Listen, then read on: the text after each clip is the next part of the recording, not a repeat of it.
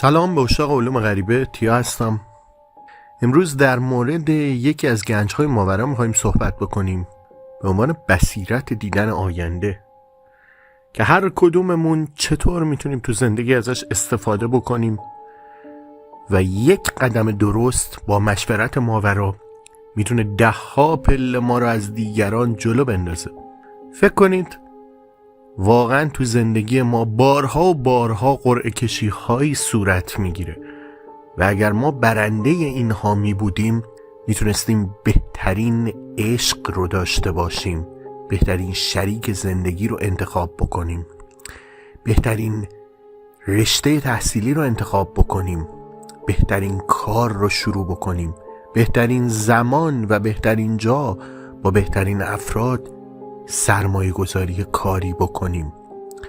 و همه از تصمیماتی میاد که ما با عقل خودمون، با افق دید خودمون تصمیم میگیریم، ولی آینده اغلب بهمون ثابت میکنه که ای کاش تصمیم دیگه گرفته بودم. بله، اینجاست که تاروت میشه وسیله فوق‌العاده برای همه اشاق علوم غریبه و یک شخصی که پیشگویی‌های درستی انجام میده فرقی نداره. دیوینیشن یک استعداد ماوراییه، چه تاروت، چه قهوه، چه استرولوژی، اوراکل، آینه. شخصی که این استعداد رو داره وقتی بهتون نکته ای رو از آینده بگه اینطوری نیست مثل صغرا خانم و کبرا خانومی که 10 چیز چرت و پرت میکنن و حالا 2 هم بینش درسته. نه، اگر اون شخصی رو پیدا کردین با چشم سوم باز که آینده‌تون رو مو به مو بهتون گفت، دستش رو باید بوسید.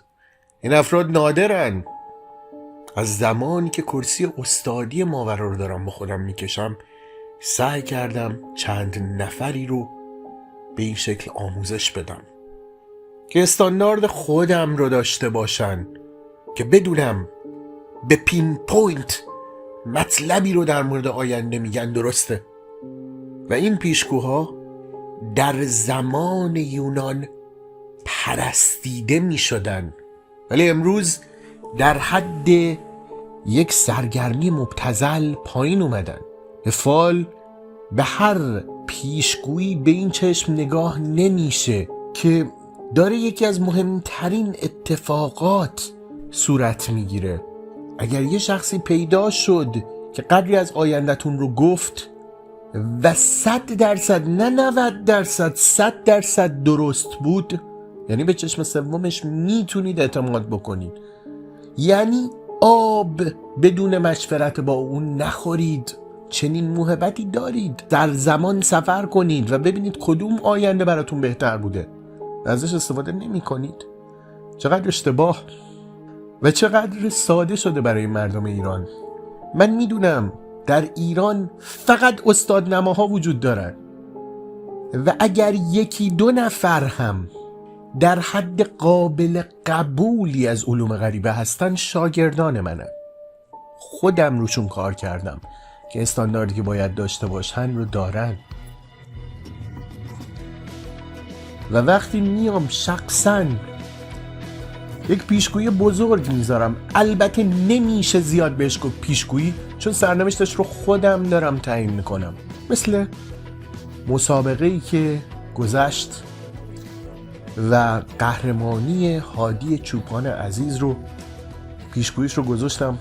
این برای مردم به قدری ساده است و دیوینیشن به حدی کوچک‌انگاری شده که فکر میکنن اوکی یه پیشبینی دیگه. ما بر این عمل کاملا واقف بودیم، ولی از قبل گفتن هر چیزی بصیرت دیدن آینده است. میشه هم فقط رو جنبه پیشگوییش تاکید داشت. پس هادی چوپان به خودت قره نشو. همونطور که از نفر سوم کردیم نفر اول. این برای مردم به قدری ساده است و دیوینیشن به حدی کوچک‌انگاری شده که فکر میکنن اوکی یه پیشبینی دیگه، انگار یه سکه است میندازی، حالا یا درست در میاد یا غلط. نمیدونن که وقتی چشم سوم بازه و آینده رصد میشه، چه استفاده هایی میشه ازش کرد. چقدر بزرگ این کاری نیست که هر آدمی نشست و یک دک تاروت گذاشت جلوی خودش بتونه درست انجامش بده. نمونهش رو میبینیم، 10 صدها پیج در اینستاگرام، یوتیوب. چند سال پیش یکی از شاگردان گفت استاد اگر شما به خودتون نیاید و این مطالبی که به شاگردان آموزش میدید بین همین تعداد معدود شاگردان بمونه، علوم غریبه خواهد مرد. و اگر آستین بالا نزنید و تک تک این ابزارها رو، کریستال ها، پوشن ها، فال ها، انتقال انرژی، تلکینزیس، هر ابزار علوم غریبه ای رو اگر خودتون معرفی نکنید و آموزش ندید، سینه به سینه گم خواهد شد. و چی بهتر از همین پلتفرم هایی که یک سری استاد نما توش وایستادن و دارن مزخرف تحویل مردم میدن. متافیزیک جایی شروع میشه که فیزیک تموم میشه. فیزیک دیگه قادر به توجیه اتفاقات ماورا نیست.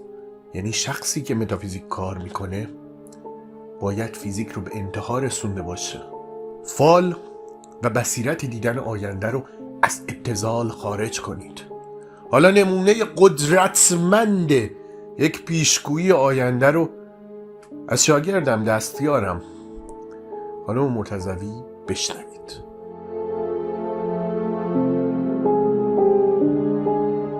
علی جان، به طور خلاصه عجب آینده روشنی رو میبینم برای شما، با وجود اینکه کارت اولت بخشی از زندگی شما هستش که باید پشت سر بذاری و مشکلات در حال حاضرت رو نشون میده. دارم میبینم کمرت زیر بار فشار مشکلات خم شده و شما واقعا داری کار میکنی، زحمت میکشی، تلاش میکنی، کم نمیذاری. اما از اونجایی که در کشور ایران عدم توازن درآمد و هزینه وجود داره و شما مشکلات زیادی داری، خسته میشی از وضعیتت و کارت سوم برات اتفاق میفته. شخصی که تصمیم به مهاجرت میگیره و متوجه این مسئله میشه که اینجا نمیتونه پیشرفتی داشته باشه. زندگی شما از تاریکی شب تبدیل به امید و روشنایی روز میشه. بسیار تصمیم درستیه برات و در 6 ماه آینده شما مهاجرت انجام میدی.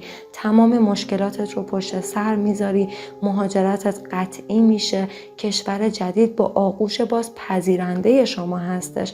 و اما کارت رستاخیز که یکی از زیباترین کارت‌های تاروت هستش، دنیا داره به دورت میچرخه. از خوشبختی احساس میکنی تازه متولد شدی و معنای زندگی فقر و درد و بدبختی و مشکلات نیست. و در کارت بعدی که 9 سکه هستش، بدون اینکه برنامه ریزی داشته باشی، پولهای پیش بینی نشده‌ای داره وارد زندگیت میشه که تمام مشکلاتت داره حل میشه. و واقعا دارم میبینم که اونقدر احساس امنیت و رفاه میکنی، اونقدر جای پات محکم میشه که اصلا دیگه دغدغه مالی نداری، گذشته خودت رو فراموش میکنی. و در کارت 10 جام تصمیم میگیری خانواده خودت رو هم بیاری در کنار خودت، دوستان و آشنایان خودت، اونها رو هم حمایت بکنی و بهشون کمک بکنی که به موفقیت برسن. و در کارت آخر اونقدر جای پات محکم شده که داری این کار انجام میدی، یعنی کاملا داری حمایتشون میکنی. و خیلی برات خوشحالم، طالع بسیار زیبایی بود. توی وضعیتی که در کشور ایران وجود داره واقعا من خوشحال میشم، میبینم که یه نفر انقدر طالع روشنی داره و میتونه خوشبختی رو توی زندگیش حس بکنه. و از اونجایی که شما چاکرای سومت همسویی انرژی با کشور ایران نداره و نمیتونی پیشرفت داشته باشی، بسیار تصمیم درستی هستش و آینده روشنی داری. براتون آرزوی موفقیت میکنم. بله، به همین سادگی تفاوتی بود بین ماندن در شرایط فعلی یا سفر کردن. خوشحالم که کمک بزرگی به این دوست عزیزمون کردیم و این تصمیم بسیار مهم به زندگیش رو تونست بگیره. خیلی از شما همین الان که این ویدیو رو میبینید در دوراهی های عجیبی تو زندگی گیر کردید. همه میتونید با تاروت مشورت کنید. شماره هایی که اینجا میذارم شماره مستقیم خودمه، از کانال های دیگه بر ندارید. تلگرام و واتساپ خودم، دستیارم خانم مرتضوی، میتونید مسیج بدید و سوالاتتون رو از تاروت بپرسید.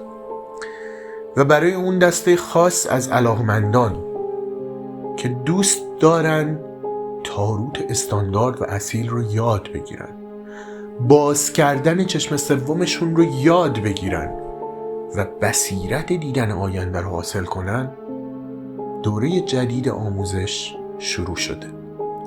تو آکادمی علوم غریبه منتظرتون هستم.